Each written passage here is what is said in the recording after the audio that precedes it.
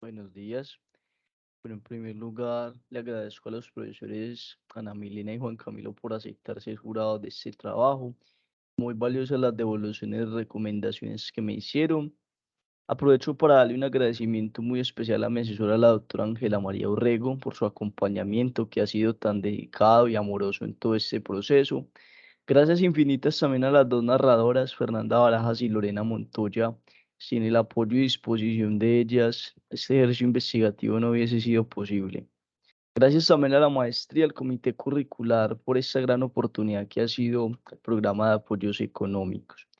Mi investigación, Mujeres Canábicas y Derecho a la Ciudad, comprensiones desde dos narrativas de activistas consumidoras de marihuana en Medellín, se sientan en un problema que encuentro pertinente de abordar desde el campo de los derechos humanos, que se ajusta a su vez a los intereses y preguntas que se ha trazado la línea y el programa de investigación, que tiene una apuesta desde 2021 por investigar temas alrededor de la defensa del territorio y las posibilidades de construir paces en los territorios.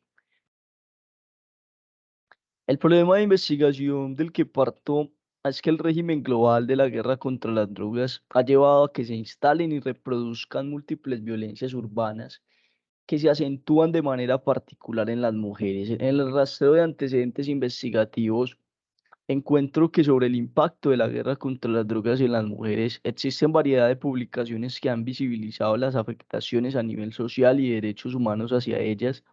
Por ejemplo, estos informes del 2014 y 2016 liderados por la Comisión Interamericana de Mujeres muestran que en Latinoamérica la mayoría de mujeres en prisión lo están por delitos relacionados con drogas y por lo general son mujeres racializadas, madres solteras y en condiciones de pobreza. Una reciente investigación de Isabel Pereira coincide con otros estudios como el de Mata y Espinosa en exponer la doble estigmatización y el continuum de violencias que afecta a las mujeres consumidoras de sustancias ilegales como el cannabis en los espacios públicos de las ciudades de Colombia. Por otro lado, según un informe de la ONG Temblores, entre el 2017 y 2019, las mujeres usuarias de sustancias psicoactivas fueron de las más violentadas por la policía. Casi todos los casos de abuso policial se presentaban en el espacio público, mostrando una vulneración no solo al libre desarrollo de la personalidad, sino también al derecho a la ciudad. Ante este panorama de represión, criminalización y violación de derechos, la sociedad civil se ha organizado para resistir, proponer cambios en las políticas de drogas y para defender también los derechos que el activismo judicial, las altas cortes han reconocido a través de varias sentencias, como la sentencia ITOS C221 del 94 que despenalizó la dosis mínima. De ahí que para este trabajo fue muy necesario indagar particularmente sobre el estado en cuestión alrededor de estas formas de resistencia. Los estudios que encontré me aportaron mucho para entender la manera en que viene creciendo el movimiento canábico en Colombia desde las bases, en lo institucional y en sus diferentes acciones colectivas. Pero en ninguno de estos ejercicios investigativos se hace la pregunta por las mujeres activistas canábicas ni tampoco hacen alusión al derecho a la ciudad. Por otro lado, sí encontré ejercicios investigativos sobre el derecho a la ciudad de las mujeres en Medellín que fueron de gran relevancia. Estos estudios espaciales nos develan pues ese entramado de violencias y la inseguridad que afecta a las mujeres en el entorno urbano desde una perspectiva feminista de género y además interseccional. El objetivo general de la investigación fue comprender los sentidos que adquiere el derecho a la ciudad a través de las narrativas de dos mujeres que dan cuenta de sus experiencias como consumidoras de marihuana y activistas canábicas de Medellín y como objetivos específicos reconocer las experiencias de estigmatización y exclusión del derecho a la ciudad de dos mujeres consumidoras de marihuana y activistas canábicas e interpretar el sentido que le otorgan a sus experiencias de activismo canábico y reivindicación del derecho a la ciudad de Medellín. Sobre la categoría principal de la investigación, que fue el derecho a la ciudad, encuentro variedad de concepciones y un debate teórico muy robusto. La Plataforma Global por el Derecho a la Ciudad lo define, por ejemplo, como un derecho colectivo de todas, todos los habitantes presentes y futuros, temporales y permanentes, a usar, ocupar, producir, gobernar y disfrutar ciudades, pueblos y asentamientos justos, inclusivos, seguros y sostenibles, entendidos como bienes comunes. Esa misma plataforma Propone unos componentes y tres dimensiones y pilares que buscan aterrizar y operacionalizar el derecho a la ciudad desde su dimensión material, el pilar de la distribución espacialmente justa de los recursos, desde su dimensión política, el pilar de la agencia política y desde su dimensión simbólica, el pilar de la diversidad sociocultural. Ahora bien, sobre el consumo de marihuana, agradezco la observación del profesor Juan Camilo en la revisión del artículo, porque sí es importante plantear de qué forma voy a entender este consumo. Yo quise traer la definición de Julián Quintero, que lo define como una práctica social y cultural que debe ser vista de manera integral con todas sus variables, reconociendo que su uso puede tener diversos propósitos que pueden ser recreativos, medicinales, espirituales, entre otros. Según la evidencia, es un porcentaje muy mínimo de consumidores, no supera el 10%, que puede llegar a caer en consumos problemáticos. La mayoría de personas realiza un consumo experimental, ocasional o funcional. Precisamente ese reduccionismo de pensar que todos los consumos son problemáticos y desconocer los contextos es el prejuicio que lleva a la estigmatización que concebimos desde los planteamientos de Goodman como una forma de descalificación y descrédito que afecta la identidad social de un individuo al ponerle una marca moral, una etiqueta de un rasgo o comportamiento considerado socialmente reprochable. Por otro lado, el profesor Adrián Restrepo, al indagar sobre el movimiento canábico en Colombia como un nuevo actor político que reivindica al consumidor de marihuana como ciudadano, llama la atención sobre la marihuanofobia, la cual define como un odio y temor infundado, resultado del régimen prohibicionista, que lleva incluso al exterminio de quien consume cannabis. Recordemos los casos de la mal llamada limpieza social que ahora la Comisión de la Verdad propone llamar crímenes por discriminación. No obstante, la indignación y las formas de menosprecio que ha generado el prohibicionismo van a detonar unas luchas por el reconocimiento en términos de jóvenes y del movimiento canábico a través de diversos repertorios de acción colectiva, repertorios de confrontación que vamos a entender desde Tarrow como estrategias empleadas para lograr cambios políticos e influir en decisiones públicas por medio de tácticas como la conformación de organizaciones, redes, protestas, la realización de campañas, entre otros. Voy a pasar ahora a contarles cómo fue la metodología. Yo hice una adaptación de la propuesta de investigación narrativa hermenéutica PIM de la profesora Marieta Quintero. Este fue un proceso muy riguroso de mucha filigrana, de volverme constantemente en el camino. Esta propuesta se ubica en una perspectiva hermenéutica en la que nos orientamos a la comprensión profunda de los sentidos y los significados a partir de la experiencia de vida de las narradoras y nos paramos desde un enfoque cualitativo, así que ve a las narradoras todo el tiempo como sujetas activas, sujetas vivas de la investigación, que están en constante autoconocimiento y de construcción, y por tanto tuve un acercamiento cuidadoso con sus vidas, con sus relatos. Por eso tuve en cuenta unas consideraciones éticas que eran, además de contar con los consentimientos informados en los que ellas autorizan poner sus nombres reales, también fueron invitadas a los diferentes eventos en los que compartí avances de la investigación y les compartí la última versión del artículo. Entonces ellas pudieron hacerme devoluciones que fueron muy enriquecedoras.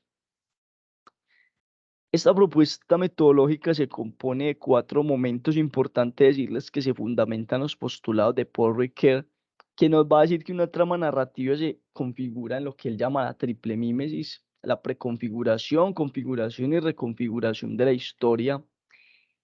En el momento uno hice la transcripción de las entrevistas narrativas en la matriz de registro de codificación. Con la narrativa codificada me voy al segundo momento, que sería entonces la primera mímesis o preconfiguración de la trama. Aquí empezamos a estructurar y analizar la narrativa, identificar el acontecimiento, las temporalidades y espacialidades. Vemos aquí partes de las matrices de temporalidades. En todas las matrices, la adaptación que hago es que en la primera columna traigo de la matriz de codificación los fragmentos relacionados con la experiencia de consumir marihuana. En la segunda los pongo los relatos relacionados con la estigmatización y en la tercera los que dan cuenta del derecho a la ciudad.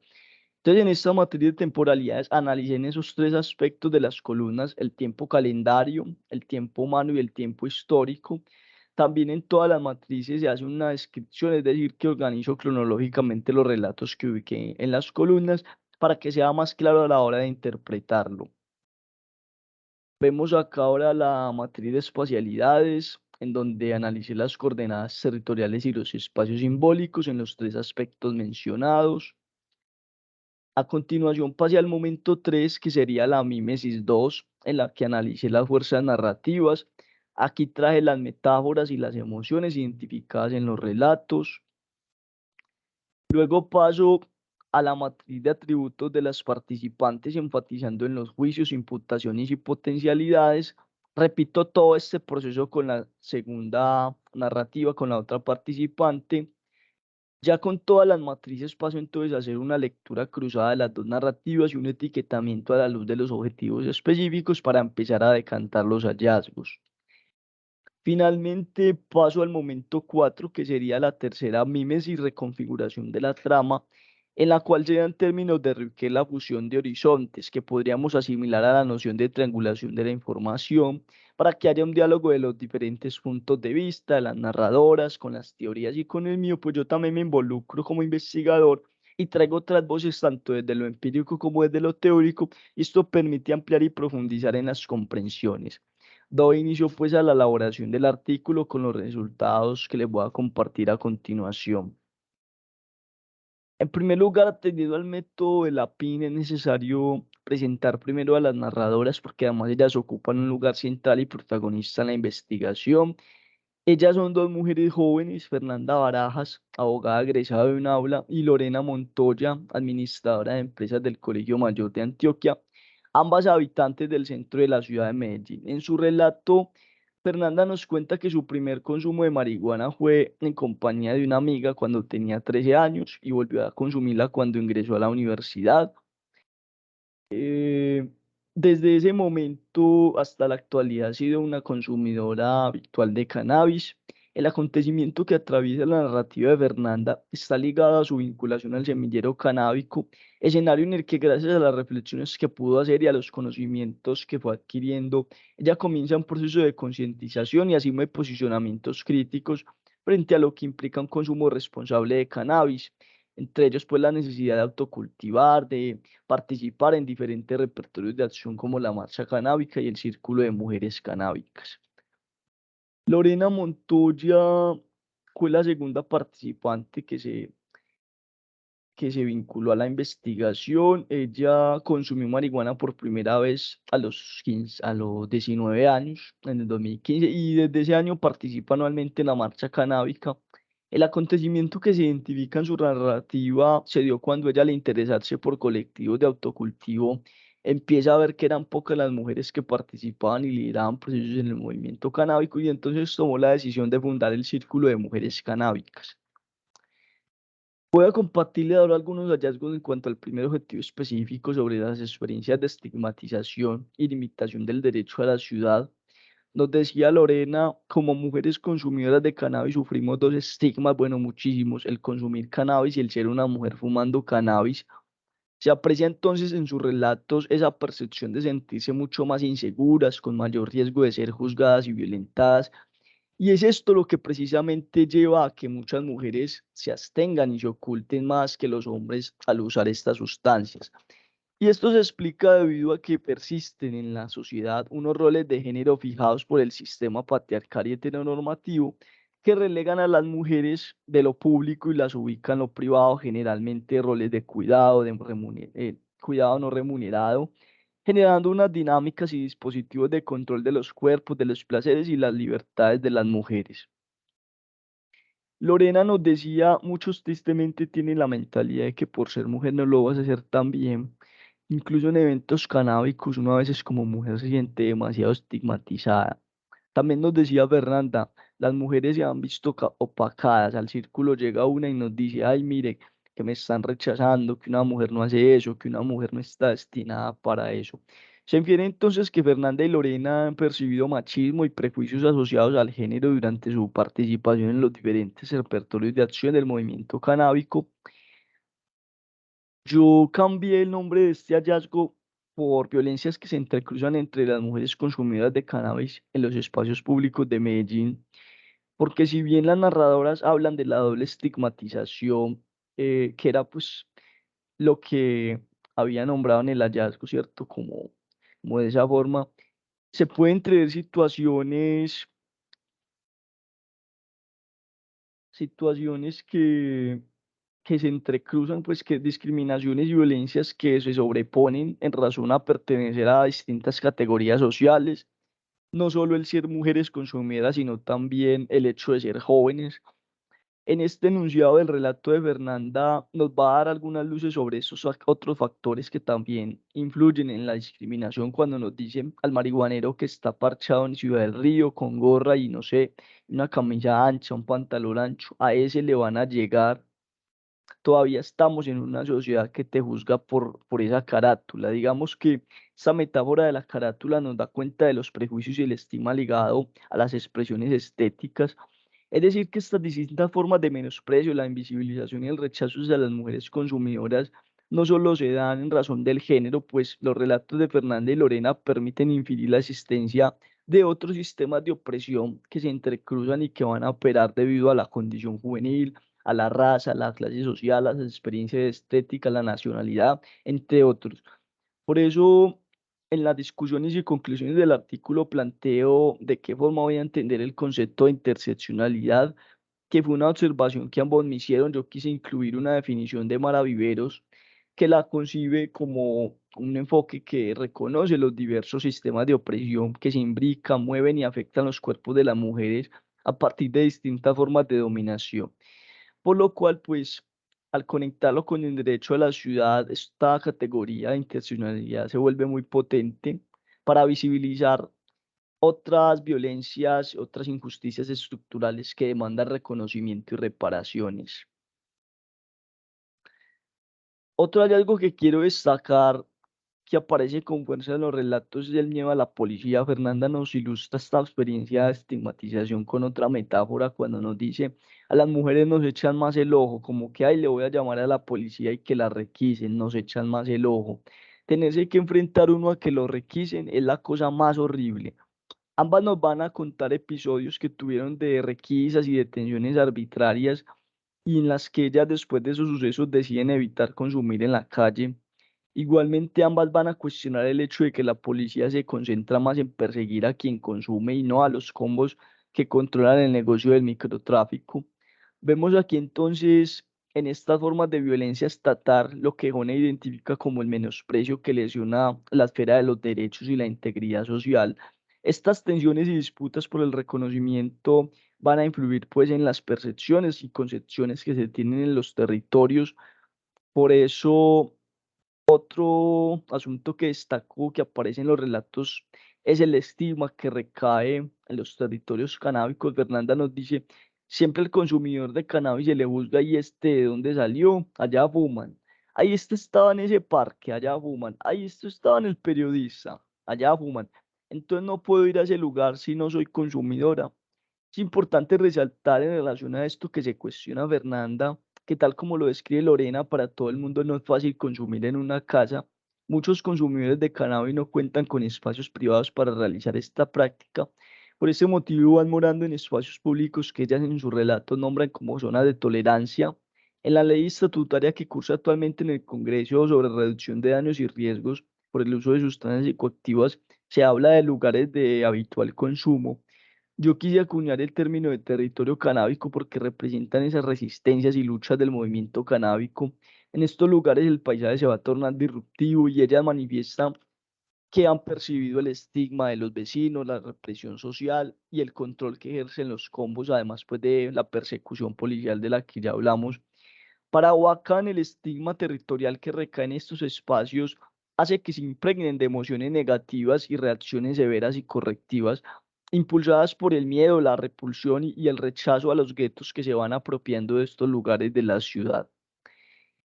Un último hallazgo en este primer objetivo lo nombré la marihuanofobia como cortapisas del activismo canábico.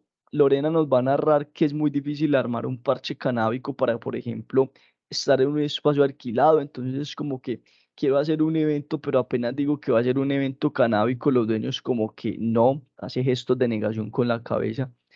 Por su parte, Fernanda percibió una intención de invisibilizar al semillero canábico en la universidad. Vemos entonces en estas vivencias cómo el estigma y la marihuanofobia se convierten en un obstáculo para el activismo y para el disfrute de los equipamientos públicos y privados abiertos al público. Y esto sin duda limita la realización del derecho a la ciudad, porque el derecho a la ciudad implica poder usufructuar de esos espacios que ofrece la ciudad y también que se hagan efectivos los procesos y políticas que permitan la participación ciudadana sin ningún tipo de discriminación. Pasando ahora al segundo objetivo específico, ambas narradoras coinciden en algo y es que para ellas, como consumidoras, el derecho a la ciudad se materializaría si contaran con espacios regulados en los cuales se respetara el consumo mínimo de estas sustancias y esta concepción se va a conectar con la dimensión material del derecho a la ciudad, pero también con la dimensión política en el sentido de que el paso a la regulación requiere del agenciamiento político para incidir en las reformas que se discutan sobre las políticas de droga a nivel local y nacional. Asimismo, Fernanda, cuando nos dice que para ella el derecho a la ciudad sería no sentir la presión, ese juzgamiento de la sociedad, que yo voy pasando y digan, ay, mira, ahí va la marihuanera, ese no sentirse señalada, juzgada, se infiere como un deseo de superar también las violencias simbólicas, el machismo y las distintas formas de menosprecio. Y esto va a estar relacionado con el tercer pilar del derecho a la ciudad, que tiene que ver con la dimensión simbólica del derecho a la ciudad, que implica la diversidad sociocultural, que implica un espacio público inclusivo, plural, sin discriminación y con equidad de género, pero también con la dimensión personal o individual del derecho a la ciudad, que tiene que ver con tener la libertad para definir un proyecto de vida propio, la libertad de disfrutar la ciudad de manera plena y autónoma y sin necesidad de, de sobrepasar, sin afectar, eso sí, los derechos de las demás personas. Otro hallazgo que destaco en este segundo objetivo es la experiencia que ambas narradoras viven de salir del closet canábico. Nos relata Lorena que fue difícil salir en la casa, fue difícil enfrentarse a la familia y decirle yo consumo cannabis. Por su parte, Fernanda expresa lo siguiente, lo hablé con mis papás, ellos no aceptan el hecho de que yo sea consumidora, pero ya me respetan tanto mis cosas personales, mis candelas, mis pipas, si tengo marihuana o cosas así, ya lo respetan.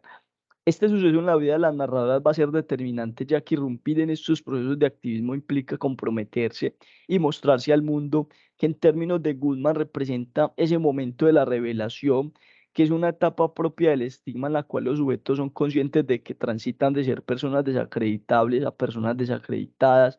Algo importante aquí es que ambas señalan el autocultivo y el autoabastecimiento como esa práctica que impulsó el salir del closet con sus familias y les llevó a vincularse a clubes de autocultivo y a interesarse mucho más por participar en procesos del movimiento canábico.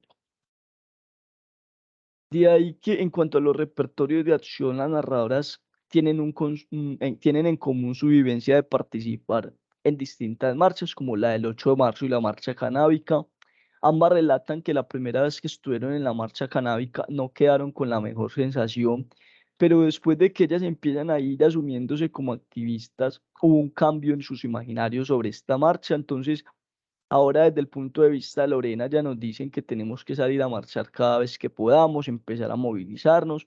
Fernanda, por su parte, rememora esa última vez que estuvo en la marcha, ya considerándose como activista, nos dice, yo nunca había visto círculos identificados, organizaciones o personas que se reunieran pues a hacer reconocimiento de esto. Entonces vi que las chicas mandaban a hacer unas pancartas hermosas y ahora después de muchos años es que empiezo a ver que en realidad van existiendo organizaciones serias y círculos o colectivos que se han encargado de que la visualización del cannabis se vea desde otro punto.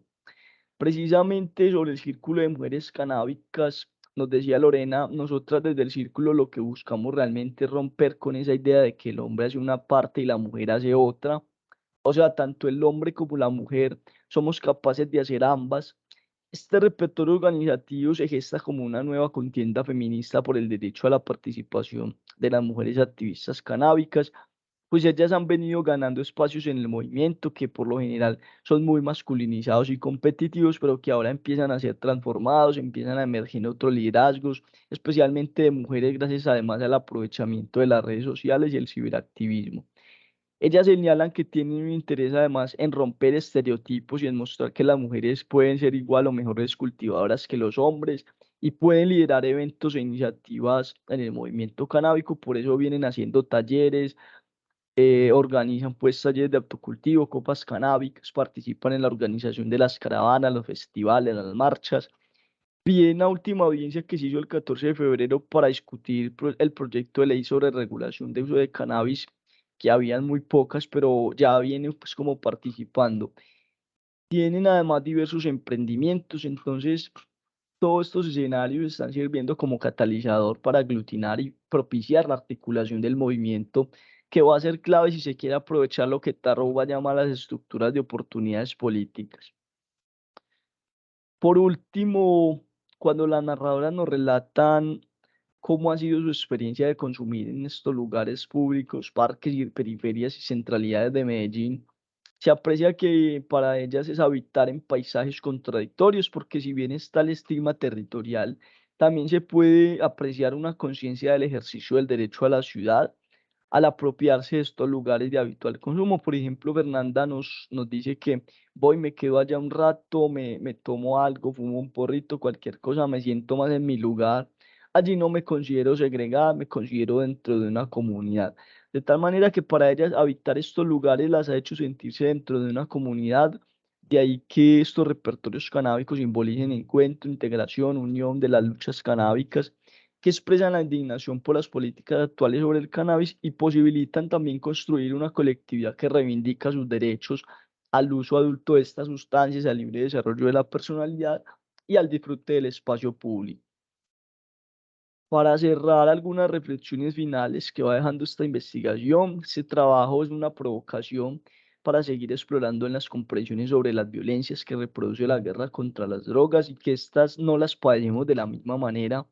La estigmatización y las formas de menosprecio que marcan las vivencias de las narradoras no han desincentivado su lucha canábica por el reconocimiento a sus derechos a la libertad, a la igualdad, a la participación efectiva y al disfrute del espacio público, que son componentes centrales del derecho a la ciudad.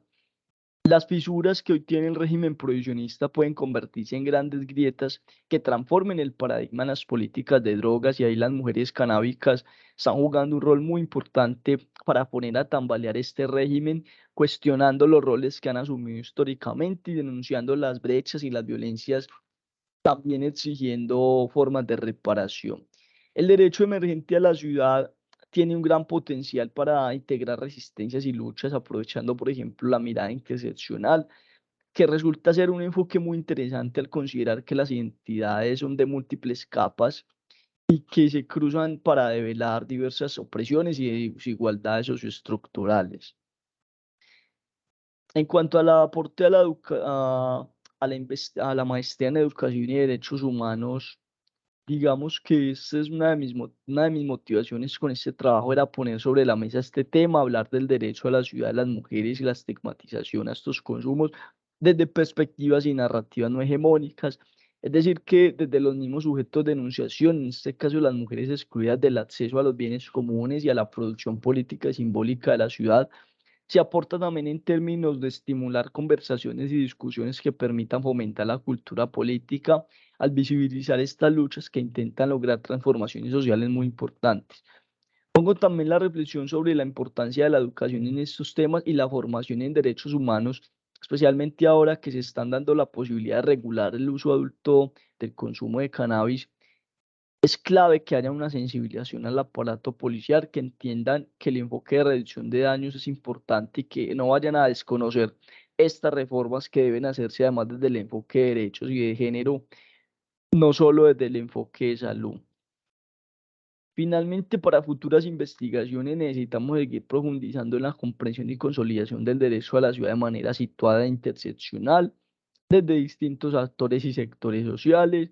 Importante seguir indagando sobre el derecho a la ciudad de las mujeres, desde los feminismos y movimientos de mujeres se han venido apropiando con mucha contundencia de esta categoría del derecho a la ciudad. Sería muy valioso seguir explorando sobre cómo lo han tomado como una herramienta y eslogan para sus luchas, profundizar también en las dinámicas y los nuevos roles que están jugando las mujeres al interior del movimiento canábico. Observo que muchas se están encontrando en el feminismo antiprohibicionista, un movimiento que crece en la región y a nivel mundial. Igualmente, hace unos días que me reuní con Fernanda para recibir sus devoluciones sobre el artículo, me decía que era importante enfatizar en el ciberbullying, que han recibido las mujeres líderes del movimiento, pues en las redes sociales son blanco de ofensas, les denuncia sus páginas, o sea, les tumba las cuentas de sus emprendimientos canábicos. En las devoluciones que me hizo Lorena, por su parte, ella me decía que era muy valioso la intención de visibilizar el trabajo de las mujeres en la ciudad, en la comunidad canábica, pero que era importante en las próximas investigaciones hablar sobre las violencias a los cuerpos, violencias sexuales y sobre el cannabis medicinal, ya que muchas mujeres se han permitido explorar diversas maneras de obtener salud a través del cannabis. También valdría la pena seguir ahondando de manera más focalizada sobre el activismo canábico en lo rural, las dinámicas de conflictividad territorial que se presentan en los lugares de habitual consumo de sustancias psicoactivas y acercarse a la comprensión de los procesos pedagógicos y lo que han llamado las rutas pedagógicas canábicas que vienen emprendiendo en el movimiento. Considero que sería muy interesante preguntarse, indagar por esto en próximas pesquisas. Muchísimas gracias.